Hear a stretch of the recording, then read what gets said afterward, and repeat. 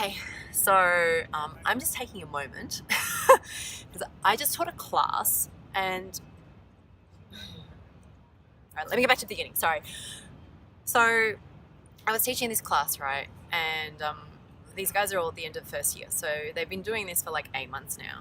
And I brought up this topic, and I won't talk about the topic. I won't name any names. But I got 3 different responses to this topic. One was, "Oh my God, I'd never heard of that before." And I was like, "Are you kidding me? You've been doing this for 8 months and you've never heard of this?" So that was a little bit scary. The second person said, "Oh yeah, someone told me about that, but I didn't really understand why." And that really concerned me because, the reality was that person was never going to keep that in their head because they didn't think it had any value to them. And then the third person said, "Oh yeah, I know all about that." And I was like, "Yes." And then they said, "But I've never had the chance to use it." And I was like, "Oh my God." So we all know that if you don't practice something, you're not good at it, right? You can know it all you want in theory, but unless you put it into practice, it's not real.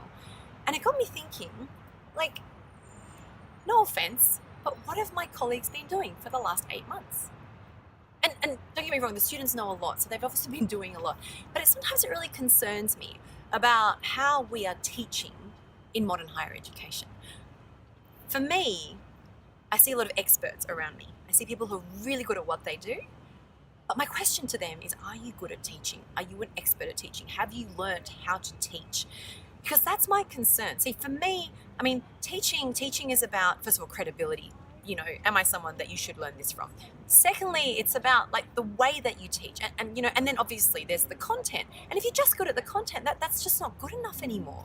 In the old days, when I was younger and learning things at school, it was me and the teacher, or me and that big pile of encyclopedias, or those brown leather bound things. And I definitely preferred the teacher to that.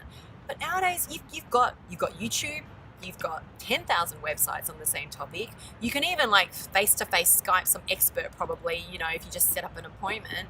You've got however many institutions you can go to. There are so many ways to learn information. And so as a teacher, I don't actually have the right to say that you need to learn from me, therefore I can do it any way I like. In fact, I think it's the exact opposite. I think as a teacher, my students give me the gift of being able to be part of their journey of learning.